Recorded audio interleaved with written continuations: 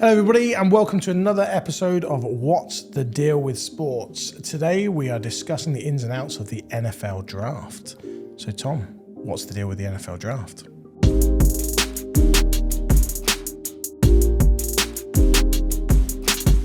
Okay, Dave, what is the NFL draft? It's an annual drafting system where the NFL teams pick up new signings predominantly from the collegiate system, from the colleges. The 2024 NFL draft will be broadcast on ESPN, ABC, and NFL Network. It will be held at Campus Martius Park and Hart Plaza in Detroit, Michigan. Around 400,000 people will converge on the city for the draft. It's a big deal. It will feature more than 2,200 players across the league's 32 teams, and most of these players are recruited via the draft each April.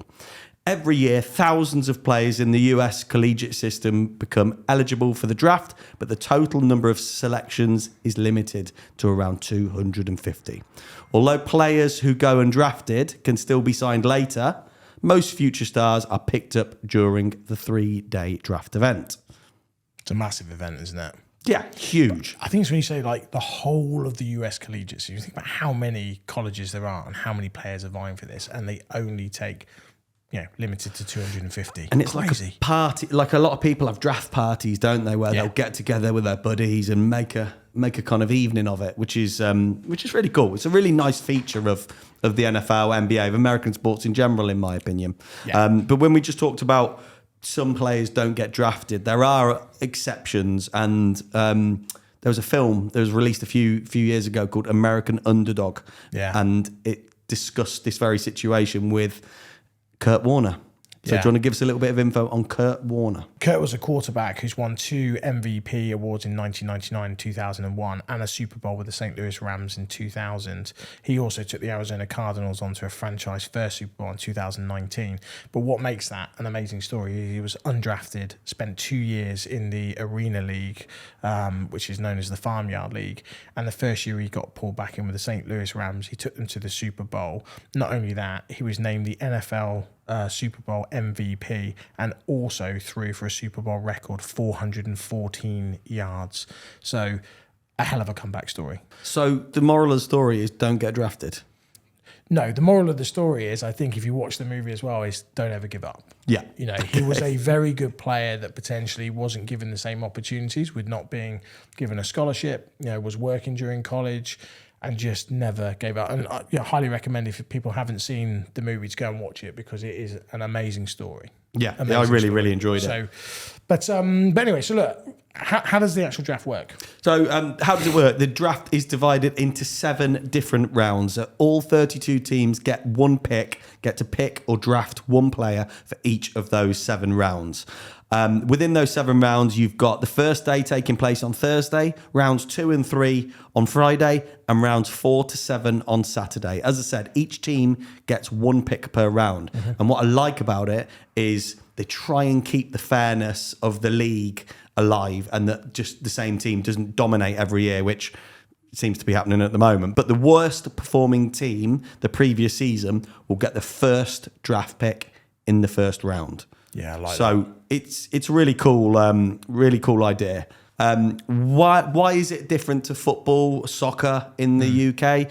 In the UK, we don't have a college system, so a lot of most football teams have academies. Yep. So they nurture talent through the academies, and then they just transfer them. So they could be a free transfer, they could be bought for 5 million, 10 million. The difference in the NFL, it's all around the salary cap. So what they're doing is they're buying the contract of another player. So if a player's got a contract worth $50 million per season, they're effectively buying that contract. Yeah. So it's a good way of doing it, in my opinion, and it makes it really interesting. But it's not as simple as that, though, is it? Because, teams can actually trade off of that draft. So we're saying about somebody might have the number 1 draft pick, but actually they could trade to another team and give them the number 1 draft pick if they had a player that they wanted. So it can get quite complicated. It can, and when you say about the trading, when obviously we know about the NFL draft anyway, but when you start really digging into the detail, it's kind of like a bit of a Del Boy situation, isn't it? Where they are really trading. And this isn't I'll swap you your first pick for your second pick. This could be, well, have you got an example for us here, Dave? Yeah, so I mean, if you look at the Kansas City Chiefs, there's a great example here. So they traded away, gave up 3 picks in the 2017 draft to climb into position to be able to secure Patrick Mahomes. So they said to the team, right, we will give you 3 picks during the draft just to allow us to move up into your position, because they wanted to try and get their hands on Patrick Mahomes before anybody else. And what I like about it and what makes it really complicated is that these picks, these trades, don't have to be done in that particular year as well. So Correct. There are examples where you'll be they could trade, for example, 2 picks from 2024, a first round draft pick in 2025, a third round draft pick in 2026.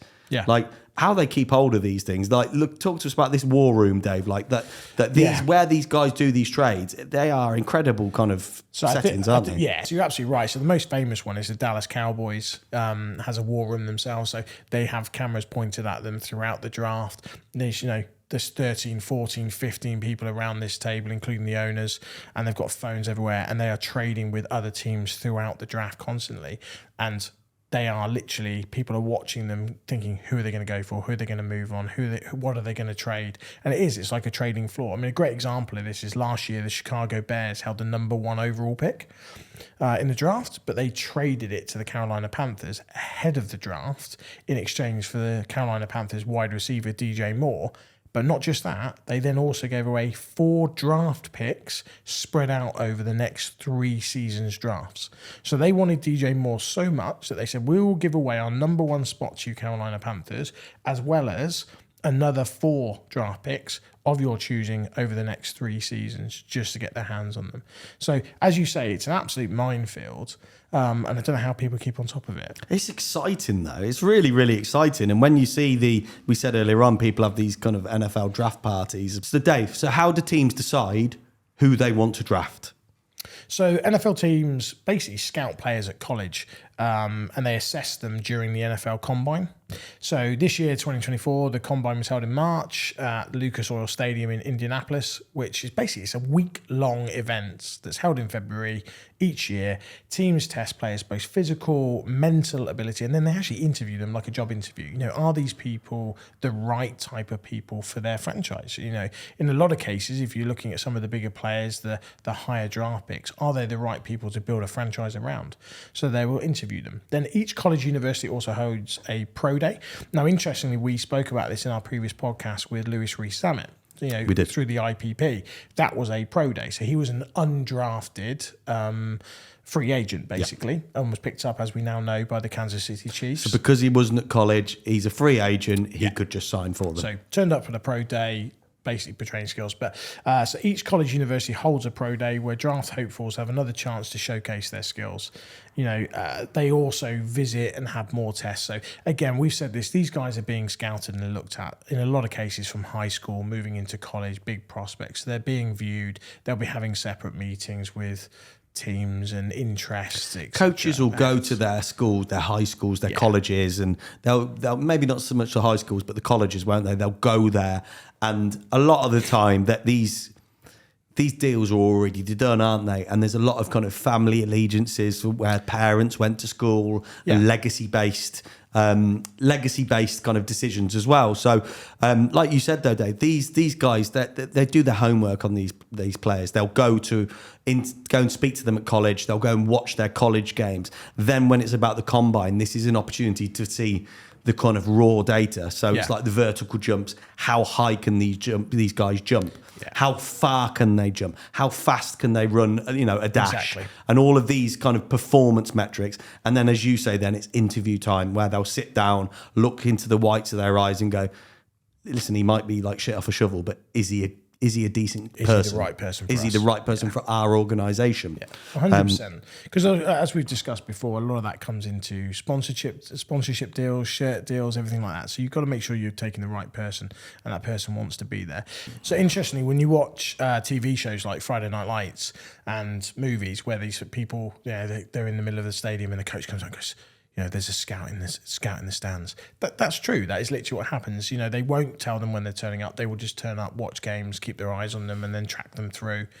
So once the pro day's been held, and they've done all their interviews. Basically, then comes the draft. Yeah. So when it comes to the draft, it's important to note that they might not necessarily just pick the best players. There is a scenario where they could just pick the perceived best player and then trade them. Yeah. But what they have to look at is quite clearly the gaps in their roster and where they're weak or where they're strong, and then recruit based on that, Dave, right? Yeah, correct. I mean, it's that classic thing, isn't it? Is that they will look at it and say, are we light in defence? Are we light in wide receivers? Do we need a quarterback? And I think there's a perception that number one draft pick's always the quarterback, and that's not the case at all. But then equally, just because you go early in the draft, picks can often flop in the NFL. While some that are chosen later can actually do even better. So I think if you look at Mr. Irrelevant, I know you love talking about it, so I'll let you take this one. I do love Mr. Irrelevant. So this is the last pick, isn't it? Yeah. Which has become quite a showcase. It's like a showpiece now. So yeah, Mr. Irrelevant is the very last pick of the NFL draft. Yeah. So historically, these guys, some have had good careers, decent careers, but more often than not, these guys don't have long NFL careers. Yeah. They are often cut before the season even starts. So just because you've made, you've been picked up in the draft doesn't necessarily indicate you're going to make it. Now, Mr. Irrelevant being the last guy, there are exceptions, the ones that have careers. Most notably was Brock Purdy, who was Mr. Irrelevant in 2022. Now, he played in 2022 due to injuries for the first choice and second choice quarterback. So he kind of got a bit of a break. He retained his position for the 2023 season and ultimately made the Super Bowl final with the 49ers, who obviously got pipped to the post by Pat Mahomes and the Chiefs. Yeah. But he was in the running for the MVP. So it's such a cool story, isn't it? That he's almost not been drafted, and then he's gone on to what seemingly looks like he's going to have an absolutely fabulous career. Yeah. And then, to be honest, one that even pips that is the GOAT. And not many people know this. In the 2000 draft, Tom Brady, the GOAT, was drafted 199th out of a field of 200. So very nearly Mr. Irrelevant. Very nearly Mr. Irrelevant.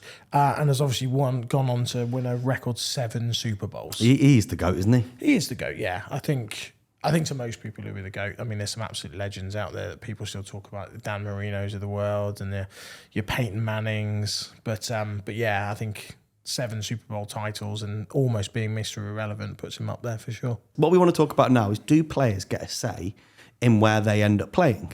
So again, we'll just do a little comparison to soccer because it's good to talk about the differences. If Man United try and buy a player from Crystal Palace, they'll agree a transfer fee. Now, ultimately, if the player says, I don't want to go, and they can't agree terms, the transfer doesn't happen. Mm-hmm. So what happens in the NFL if someone gets selected and they don't want to go? So, I mean, unofficially, they do have a say. The players do have a say in it, yeah. So particularly if you're one of the top round drafts, many players, as we discussed here, have already had conversations with prospective teams well in advance. There's some informal agreements are there. And main reason being is that teams don't want to draft a player who's not happy, who isn't going to want to play for them.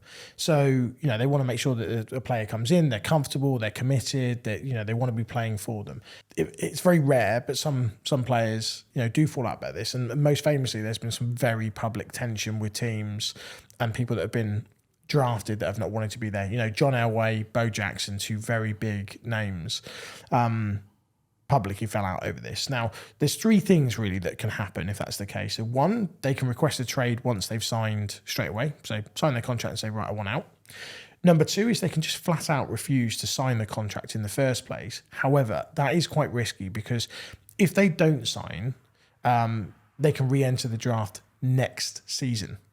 So a bit of a risk if you're there in the draft and you're certainly one of the top picks and you're saying, I don't want to sign, I'm going to go, and you're going to defer for another year. If they still don't sign with the team that picks them, they can enter free agency and potentially land a contract elsewhere. So I say it is very, very rare for all of the previous statements that we've made around. Generally, these conversations have been going on for months, sometimes year prior to A the lot draft. of them are done deals already, aren't they? They are, yeah. Okay, cool. I enjoyed that. A little whistle-stop tour of the NFL draft. So it's obviously imminent. It's going to be happening. I'm going to be watching it because I haven't watched it before, and I'm very much looking forward to it. Mate, me too. See you on the flip side.